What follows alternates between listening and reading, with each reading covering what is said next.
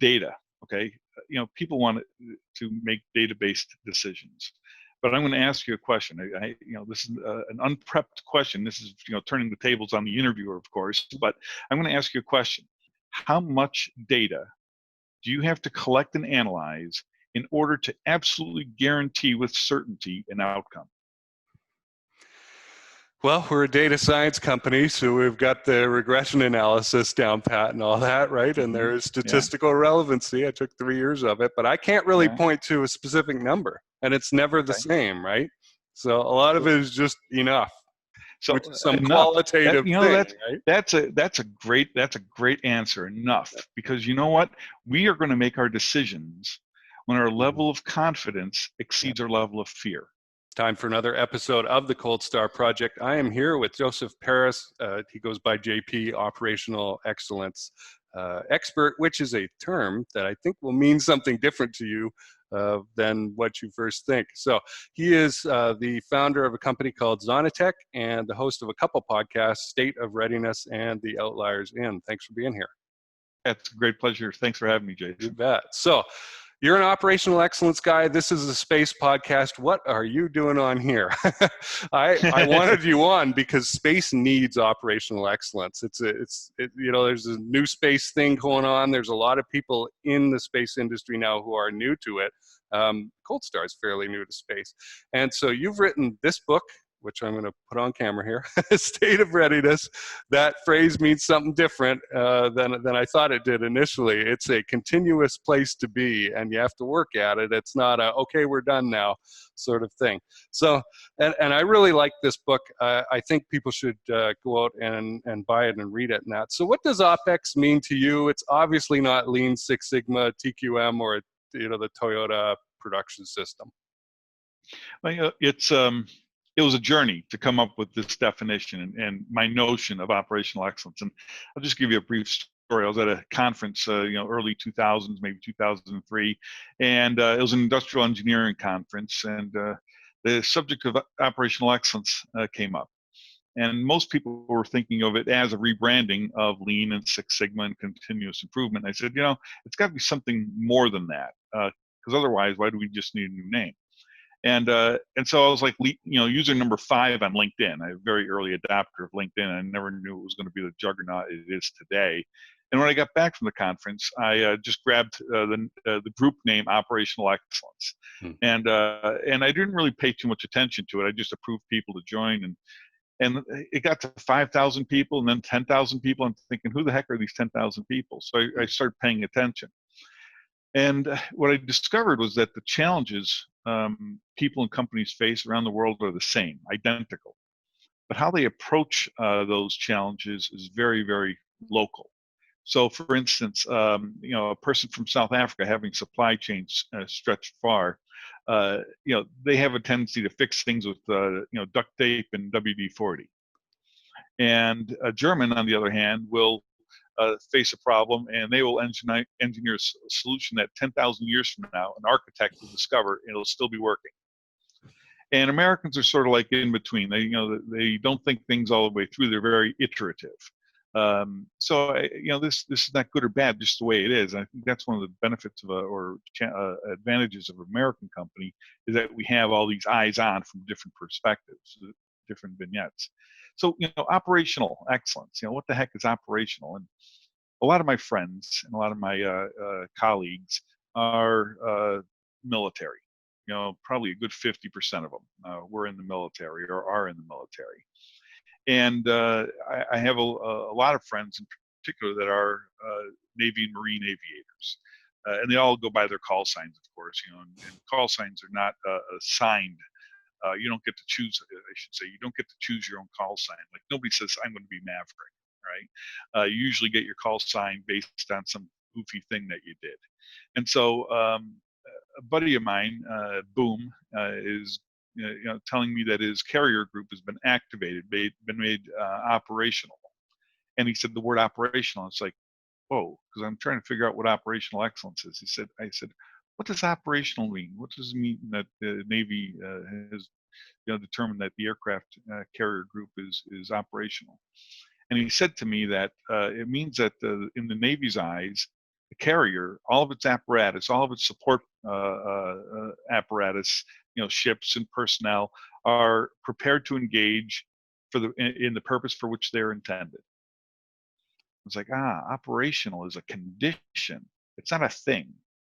And that's the difference between operations, which are things, which are, like usually end-to-end or linear in nature, and operational is collection. So that's really what set me on my trajectory, my path for exploring the field of, soon to be operational excellence, at least in my mind. It's the notion that an organization is supposed to work best as an organization, not just optimized processes. The processes assembled and organized into systems, and systems into the organization.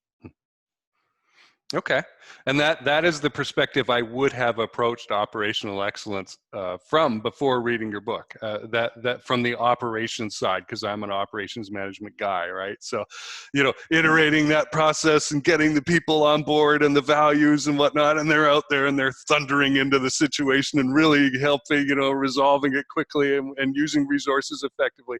That is not operational excellence according to your definition, right? That's right. The output of it. So, right. Yeah. So let's define state of readiness then, which is obviously related to that. Well, a state of readiness, and it's, we're going through some challenging times as a globe now, as a world now, with COVID-19, popping up all over the place and wreaking havoc with supply chains. The state of readiness is about how an organization is prepared for the unexpected. Now, we all train for the expected, but what happens when the unexpected occurs? How are we able to react effectively and efficiently to that? I would even say decisively. So, to me, operational excellence and being in a state of readiness, the first thing that we have to understand is that our competition is not our competition. Okay, it's kind of counterintuitive. Our competition, our enemy of the 21st century company, is time. Okay, think about that. Time is the enemy. Okay, so I would propose then that the company or the individual or the government or the country that could see further beyond the horizon, can recognize opportunities and threats sooner, can devise and deploy decisive responses faster, is going to have the competitive advantage. And that, of course, means that they have to know the condition of their resources, not just that they're at the ready, but that they're even available. Okay, because you might need a talent or a resource, and you might have it, but it's otherwise occupied. Now we have to make decisions. Do we reallocate that? Do we go without? Do we find a workaround? So it's really how fast can an organization recognize and respond to circumstances as they change dynamically. Okay, so again, a little different than what we might have thought. It's a state of being, again, and a condition. It is a continuous thing. It is not we're done. Okay, we can go home now. We've achieved a state of readiness. All right. One thing that I noticed early on in the book was I had a reaction to how you were talking about operations. Operations is generally seen as a tactical thing, but you were talking about it like it was strategic. Later on, I saw it. If anybody gets the book on page 257, you really go into this, looking at where you are as an OpEx pro, strategic, tactical, or logistics in that. So how strategic can operations be in your mind?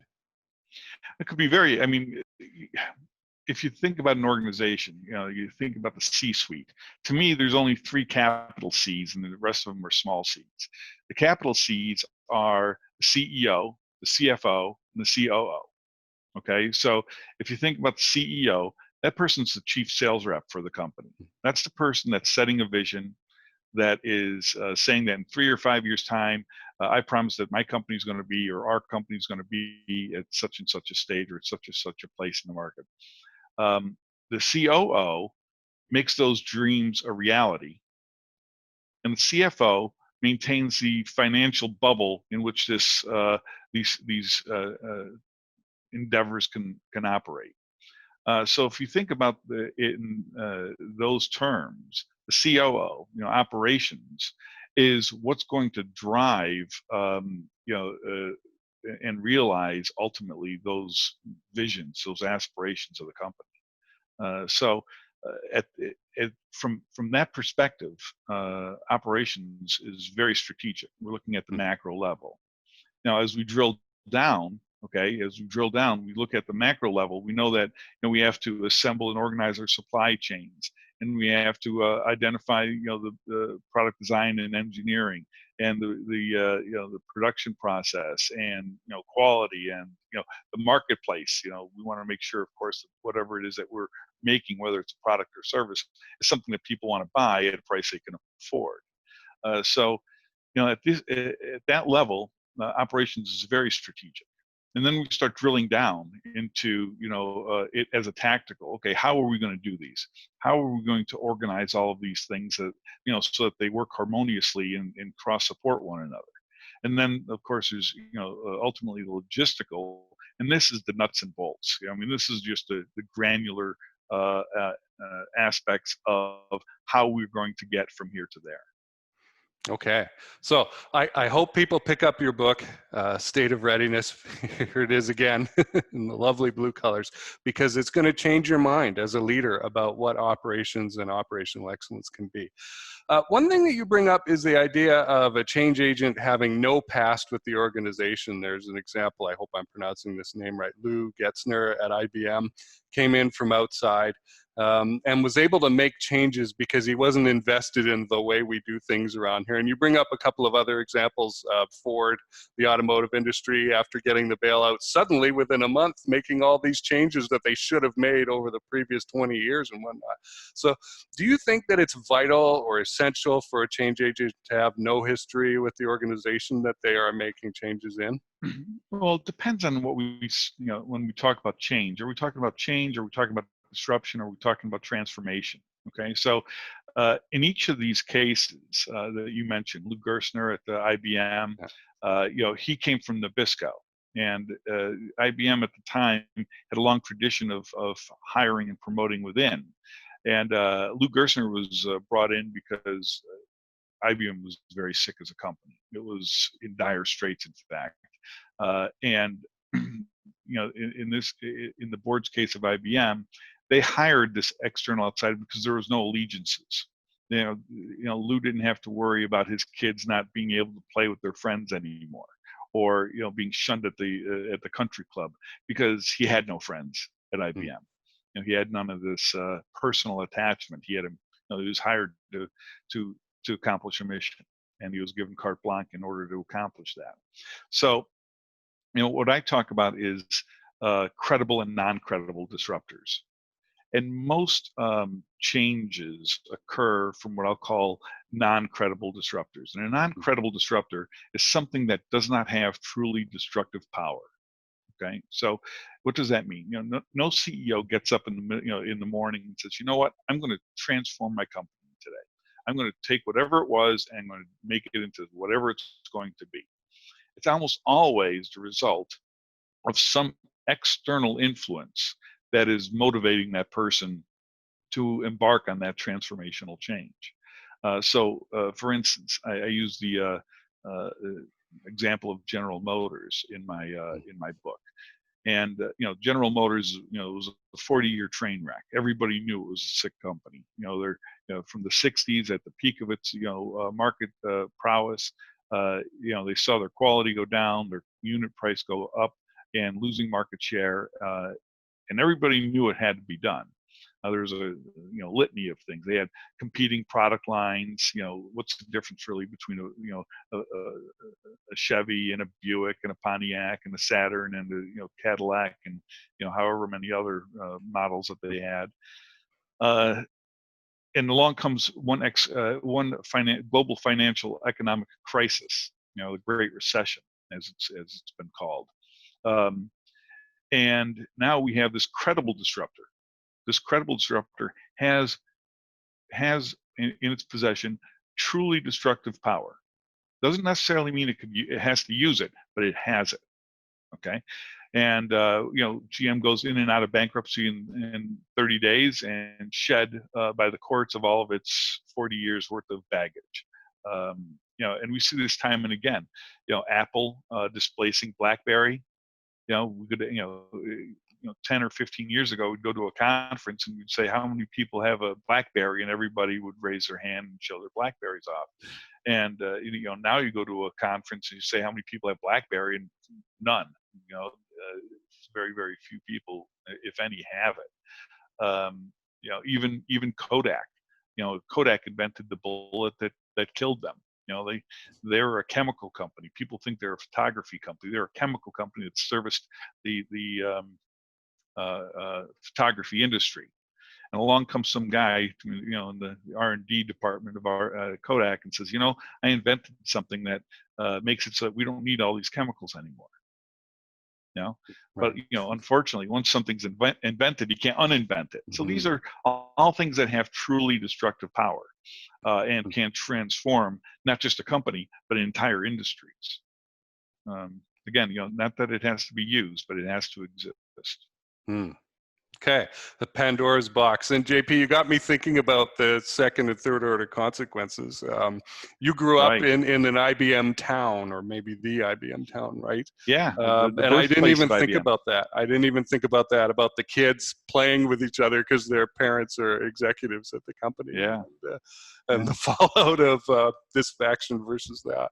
So I'm going to look over. I've got notes on the other screen, as I always do, and I want to make sure I cover these things. So I've noticed something in your book. You are very good at dispelling myths, and I love that kind of thing where you drill down into, wait, what's the reality here? Because there are a couple of phrases that I believe in. One is most facts are just opinions. So people walk around and they dole out these facts, and they're not really facts. And yet we act based on what we believe to be true. And so you can checkmate yourself, or you can orient yourself in a certain direction and take off that way because of what you believe to be true, but it's actually just an opinion.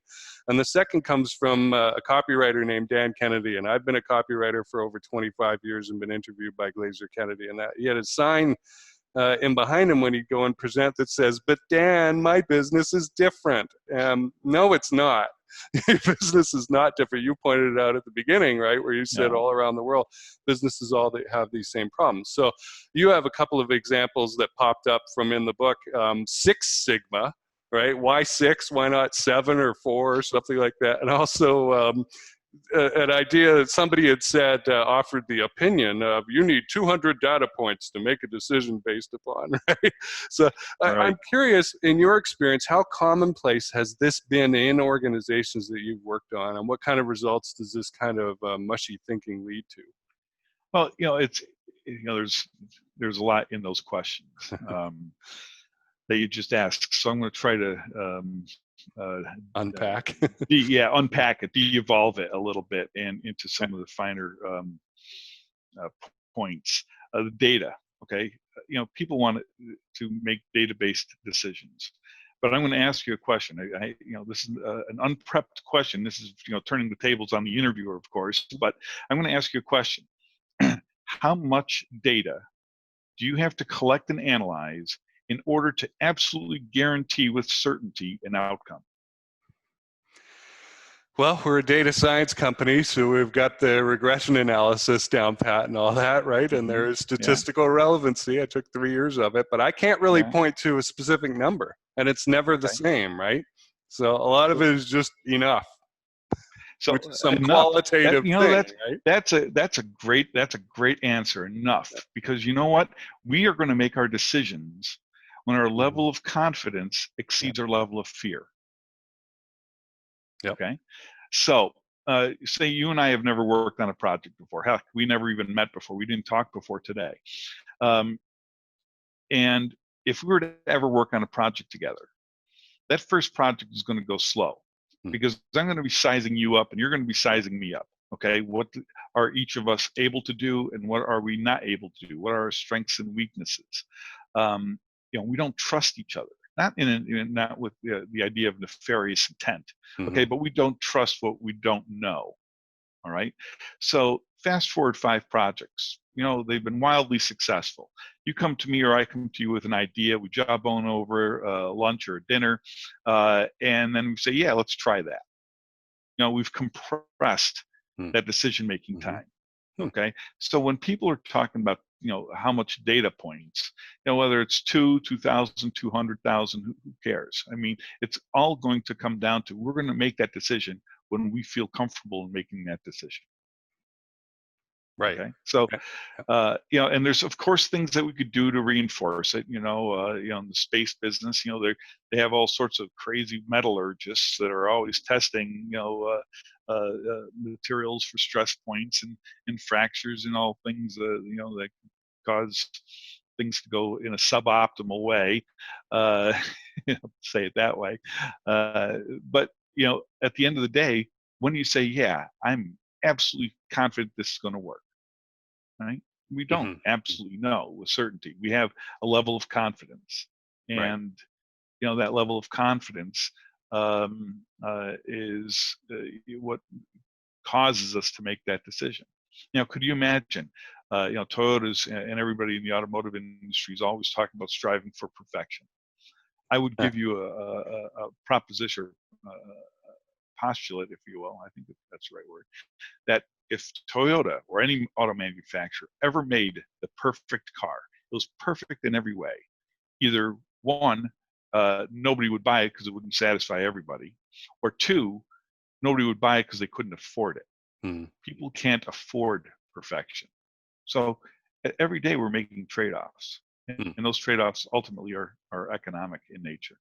I love So what you say about speed and trust, and making decisions in that. It's true in sales as well. Trust speeds up buying decisions. yeah, well, you think about when a new CEO is appointed to a company, and people talk about cronyism. Oh, he's bringing all of his old cronies with him, and or her, as the case might be. Um, that's actually not true. He's not bringing them over because he likes them. He brings them over because he knows what they're capable of doing. Mm-hmm. So, say I'm a new CEO. I've just inked on that paper on my contract with the board of directors, and I've promised the board of directors that I'm going to accomplish something in 3 or 5 years' time. And the board thinks that I'm the one that can deliver that Mm-hmm. outcome in 3 or 5 years. Well, I could go back and I could look at the COO and the CFO, and I could squander 6 months trying to figure out what they can or cannot do, or I could just hire the people I've worked with in the past, and I know what they can or cannot do, and I have implicit trust with them. Otherwise, I wouldn't ask them in the first place, and I'm able to accelerate the achievement of my vision. So, these people, cronyism is oftentimes um, uh, misunderstood. It's about Hmm. speed. It's not about, I want to hire and work with my buddies because we all go out to the same golf courses together. Hmm. That makes a lot of sense. So, you talk in the book about Marines, Army, and police in terms of Yeah. execution and whatnot. And let's talk a little bit about that, as what you mean by that and how that could be used, that thinking by executives. Well, the there's a saying in the Marines that they go with the 70% solution. What they do is they have an objective. They want to accomplish something, and when they have a plan that's got a 70% chance of success, then they execute, and they make up the rest of it as they go along. Because there's no such thing as a perfect plan. I think it was Dwight Eisenhower that said that the planning is nothing. Plans are nothing. Planning is everything. And even Mike Tyson says everybody's got a plan until they get punched in the mouth. Mm-hmm. So, the idea of uh, going forward when the plan is imperfect, uh, or at least imperfectly thought through, not completely, I should say, not completely thought through, means that you're relying on, your training and your capabilities, your understanding of one another and what you can and cannot do to make up the other 30% as you go along. Because once you get there, you're not going to know really what you have until you make that first contact. And the same with police and firefighters. They don't know what the situation is going to be when they get there. There's no two fires that are the same. There's no two traffic stops that are the same. Okay, and so when they go and engage these fluid situations, they have to rely upon their training and make these assessments in real time and make these decisions in real time based on what they know about what they cannot do, what their colleagues can and cannot do, what their apparatus can and cannot do, versus or is contrasted against the situation that they're faced with. The fallacy, though, the logical fallacy here, as it correlates to business, is that firefighters and police and Marines, they train 98% of the time, Right. and they actually execute the purpose for which they're intended 2% of the time. Businesses can't afford that. You're not going to see anybody in business training 80 or 98% of the time and producing 2% of the time. It just doesn't happen. But there is a correlation there that the more you train, the more you build your skill sets, the better prepared you're going to be, and the more capable you're going to be at your job. Okay.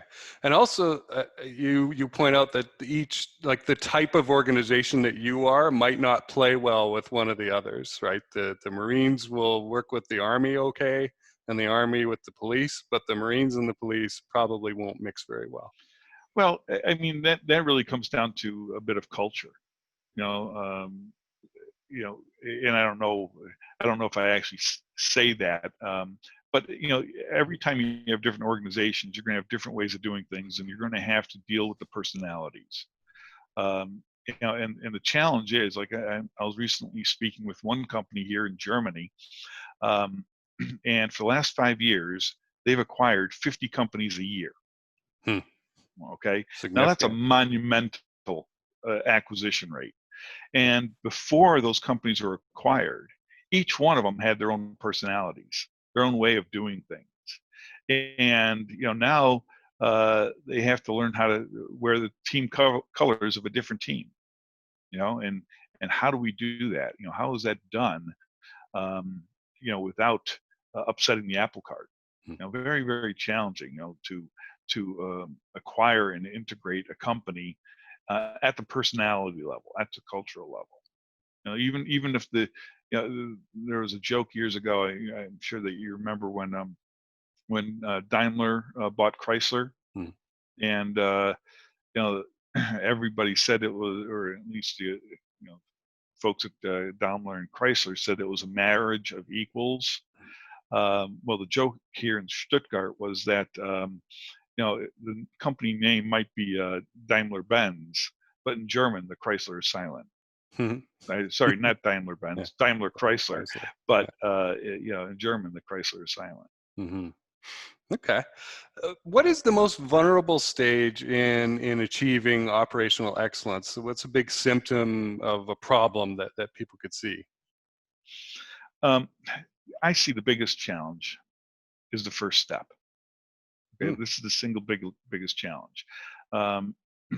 People, there's a chapter in my book called "Lessons from Mount Stupid," and and it's one of my more fun chapters. I enjoyed writing it, and I actually enjoy giving that as one of my talks, that particular chapter, because the premise is that we don't know what we don't know. Okay, think about COVID-19 right now. People are all Monday morning quarterbacking the decisions being made, because decisions being made are the first times those decisions have ever been made. All right, and so what's happening is that we're making it's a wicked problem. A wicked problem has so many variables and aspects that you really can't get a grasp of it all. You can only make a decision, and then make your next decision from wherever that first decision put you. But in an OpEx program, what people don't understand is that its success or failure is going to lay in the very first steps of its design. Okay, so there's an exercise I use in one of my workshops, and I hand out blank pieces of paper that are printed to look like a newspaper. Okay, so it's got columns and headlines and stuff like that.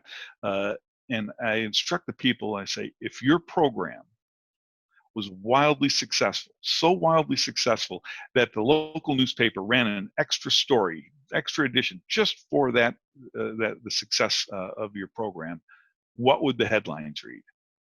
What would some of the stories be? All right. Now, it's amazing how many people actually don't have a commonality there.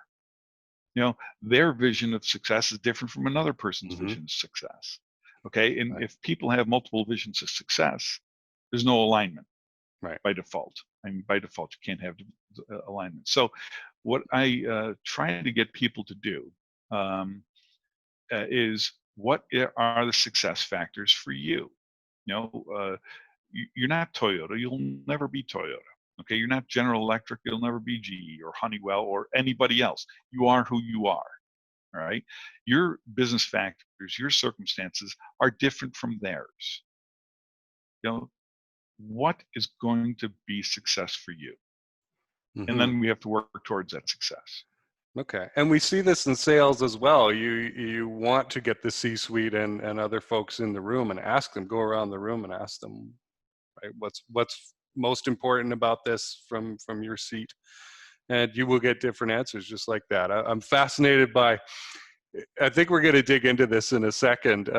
There is a sale that needs to be made here, because you've seen this question of, how do people actually generate change, right? How do you generate change? And you've asked that question and not gotten good answers from supposed CEOs and whatnot who are at conferences. This is Jason Kanigan from Cold Star Tech, and I'm excited to share with you a new offer from Cold Star that we are bringing out to help both space founders and venture capitalists who fund space companies. And it's on two levels. The lower level is a VC who is looking at possibly funding a space company, but they just don't get it. Right? And a lot of tech founders want to come out and create some sort of technical capability, but they do not understand business. And so you'll look and you'll go, where's the customer here? Where's the business model? And they'll go, but I want to make rockets or something, right?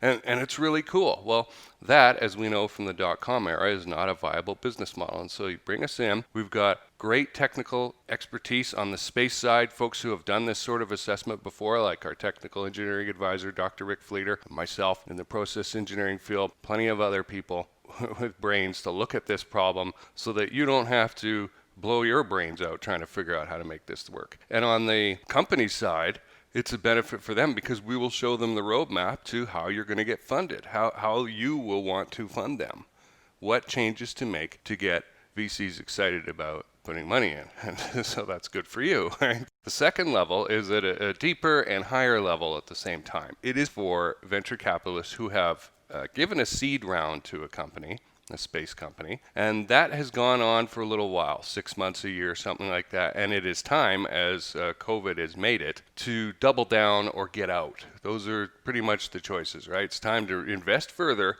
in a thing we already know, which seems to be the direction VCs are going in right now.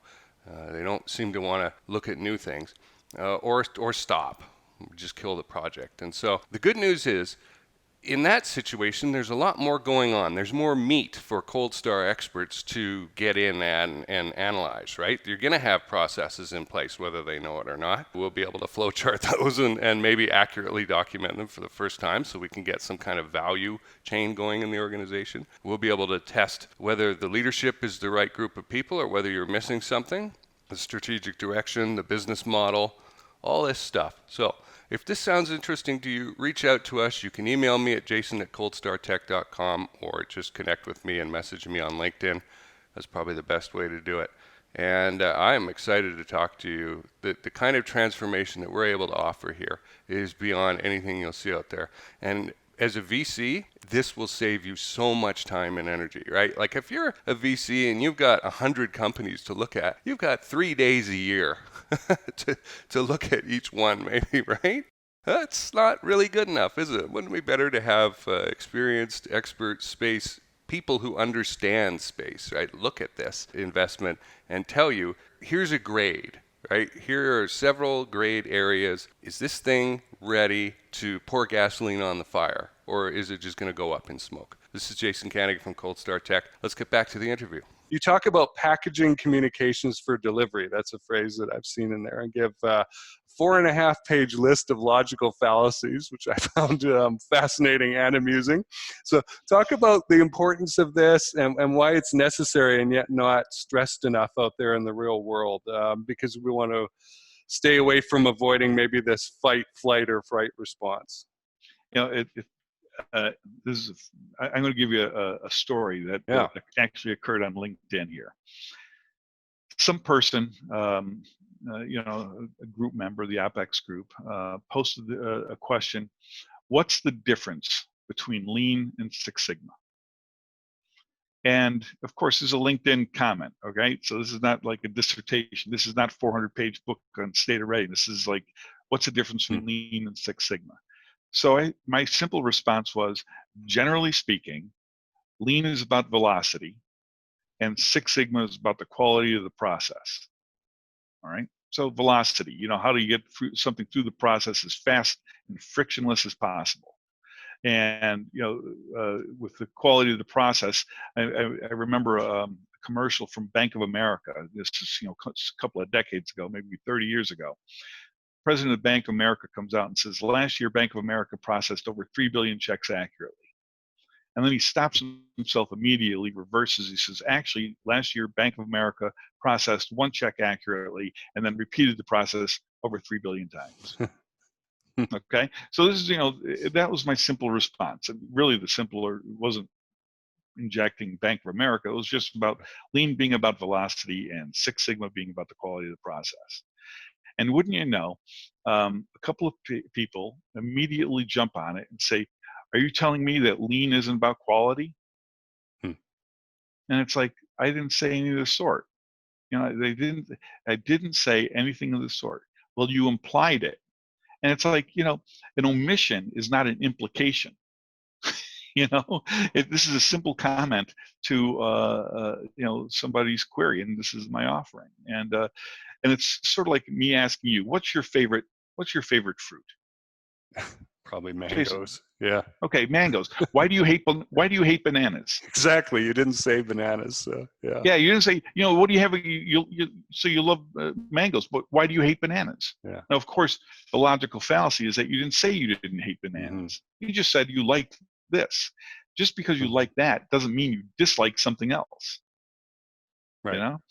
And we have to guard ourselves in our conversations to not jump or extrapolate some conclusion that doesn't exist.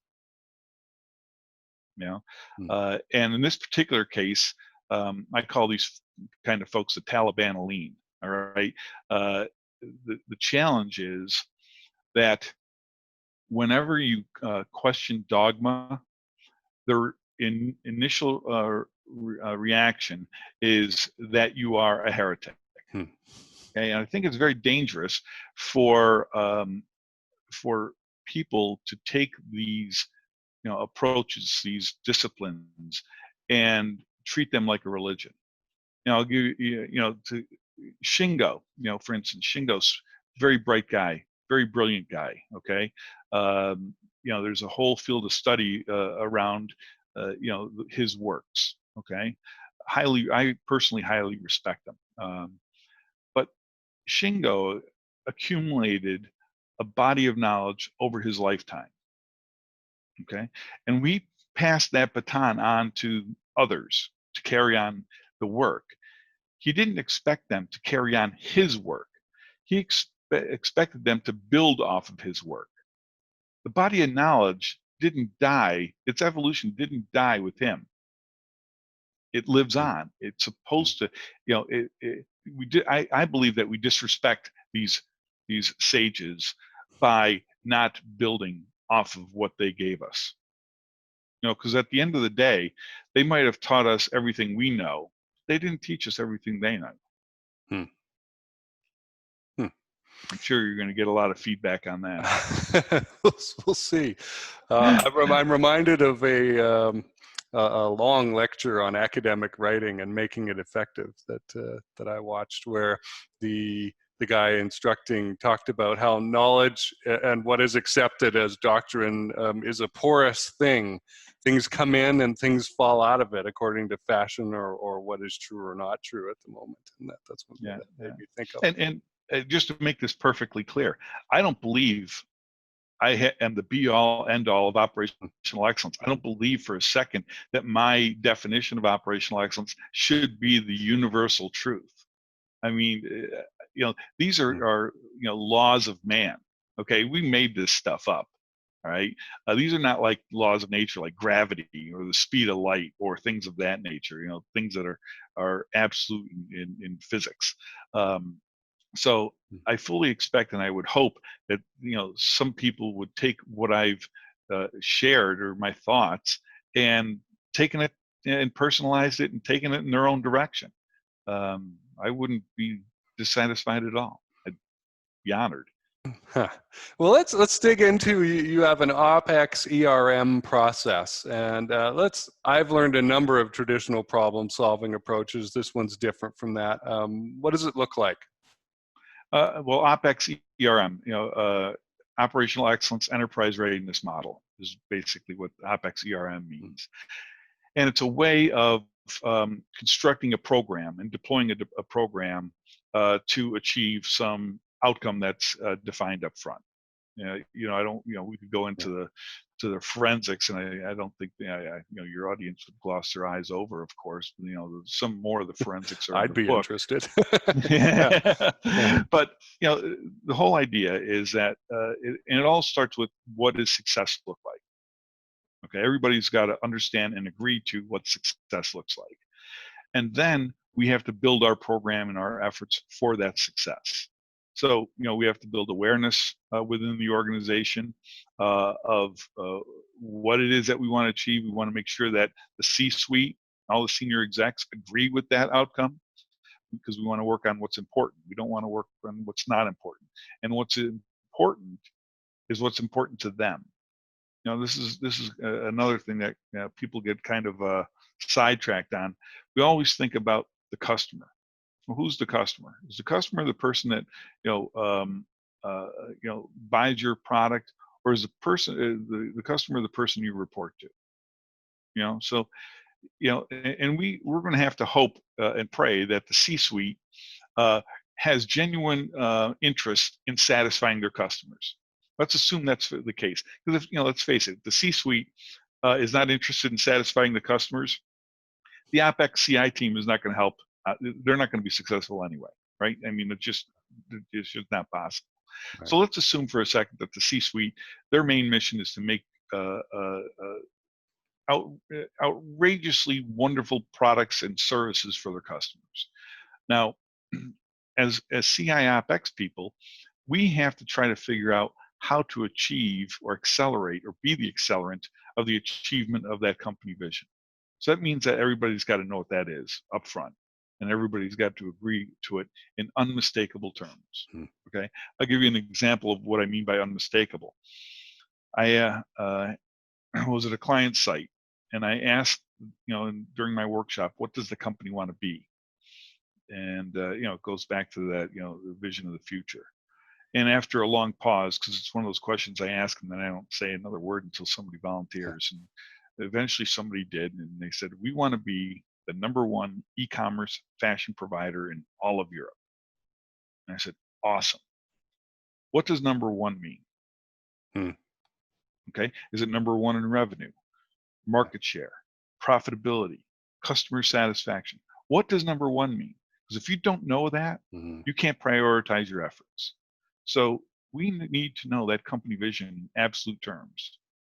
And so when the CEO comes out and says, we want to be the #1 whatever, we have to ask the CEO, well, the #1 in what?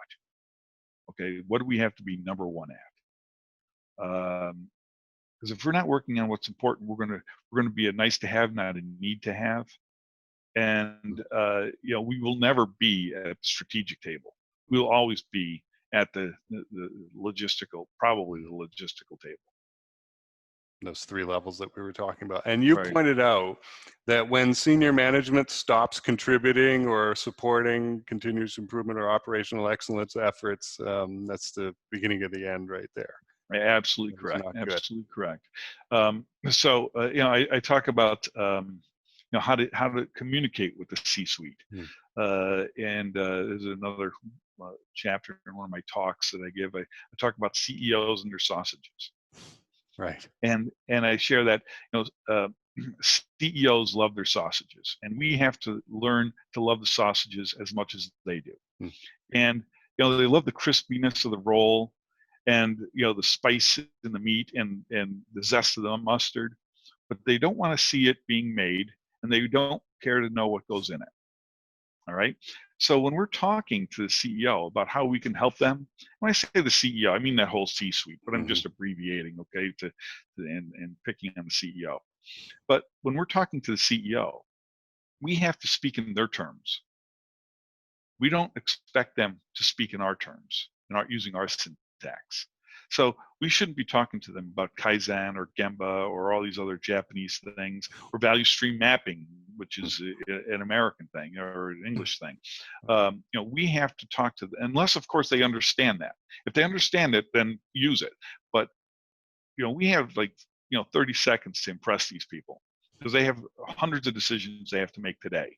And if they have to start thinking about what it is that you're saying, and you're not just saying it, then they're moving on to the next thing. So we really need to spend the time to understand their language and to package what it is that we're selling, our CI OpEx tool set and methodologies and approach and discipline. We have to package that in a form that they can understand easily.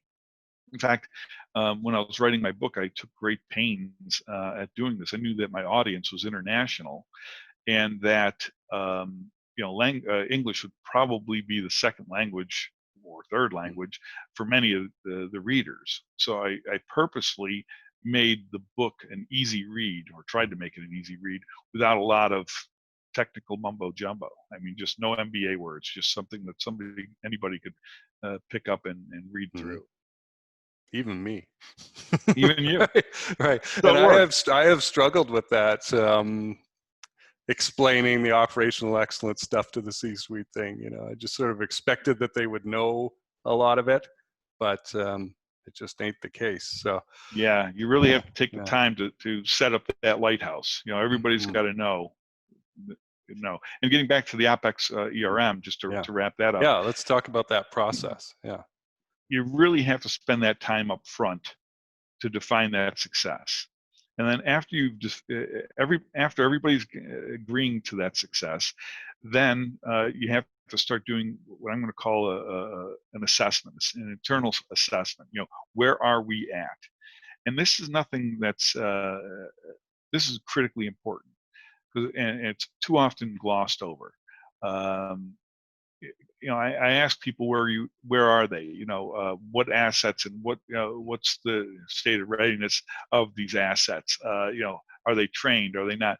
And everybody say, yeah, we're all set. We're all ready to go. And I'm like, okay, well, show me the document that says that this is all set. And it's like, well, it doesn't exist, but we know we're ready. All right. And immediately I know this is we're on a perilous path. And we really have to take that time to do a detailed self-assessment or assessment of where a company is. And I would probably suggest that they don't do a self-assessment because they don't know what they don't know. Yep. Consultants aren't necessarily particularly bright.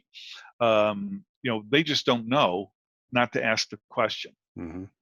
I talked about this in my Make Space video this morning, so you've already affected me. Yeah. All right. Yeah. And I've seen a lot of this stuff too. The outside eyes, I use them in my own organization, will see stuff that's obvious to somebody who is not inundated with everything every day that you're involved in. Yeah. And I mean, a simple example of that is just your morning commute. I mean, think about your average morning commute. You get into the car, and you somehow by some miracle end up at work. But if I asked you to detail that trip, you wouldn't be able to, because you're on autopilot. You've done it every day for so long that unless there's some storm or some catastrophe that caused you to make a detour or something like that, if I asked you your routine details, you wouldn't be able to tell me. Right. And I really like how you focus on getting like measurements and target criteria for success really nailed down, because that stuff is surprisingly mushy in people's minds, including my own. I am not exempt from anything that we've talked about here, despite being an operations management guy. I'm just as goofy and occasionally incompetent as everybody else. And so to really narrow down and sharpen up these targets, well, not as easy as you might think. It's really not. And I think it's also important to make sure that we're setting waypoints. Okay, waypoints measure incremental progress. Okay, so where are we going to be in 3 months, 6 months, a year's time? And we're going to have to reassess where we are all along that route. Okay, because the unexpected is going to happen. That's just the way it's going to be. So when the unexpected happens, it's not that it happened, it's what do we do about it? Now that it did happen, how's it going to influence our downstream expectations? I think the real challenge is that if you say that in 3 years' time our OpEx program is going to generate this, and you're not measuring it all the way there, you're going to be sorely disappointed. Right. Which also goes back to culture. The culture you have to have a culture where, guess what? If something went wrong, just talk about it. Okay, air it out as quickly as possible so people can react. If you try to hide it, if you try to do the gambler's fallacy of just doubling down, and hoping that the black hits, you're going to be you're going to face doom. It's going to be there's going to be a doomsday there. Right. Well, JP, you obviously you have the book. People can go on Amazon and get this thing, State of Readiness. I highly recommend it. It's one of the top 2 or 3 business books I've read this year, which is not a light praise that I'm giving. I, as an operations management guy, I enjoyed it. Somebody who is, I got my operations management education in 94 to 96. So I've been in the field a long time. And this book, you taught me some things or gave me different perspectives that I didn't have. So people can go to Amazon and get that. If they want to find out more about you, they can listen to your podcast. You've got 2 of them. State of Readiness, same title as the book, and The Outliers In, which is the one that I've seen a lot more posting for, by the way. That's my feedback. And you've got the company, the consulting company, Xonitek. Where can people go to learn more and connect with you? Well, the easiest way is on LinkedIn. Okay, Joseph Paris on LinkedIn. You'll recognize me. I usually wear a cowboy hat. I've got my cowboy hat picture on LinkedIn. If you want to learn more about me, you can take a look at Xonitek.com, Xonitek.com. The Outliers In, by the way, is about 3 years older than State of Readiness, so that's why you see a lot more episodes there. And it's more of we'll call it a backyard barbecue for a podcast, just a little bit lighthearted on it. But easiest way is just to find me on LinkedIn and LinkedIn. Right on. Okay, Joseph Paris, thanks for being here today. Hey, thanks for having me, Jason. It was a lot of fun. I really appreciate it. And all the best to you and your endeavors. Thank you.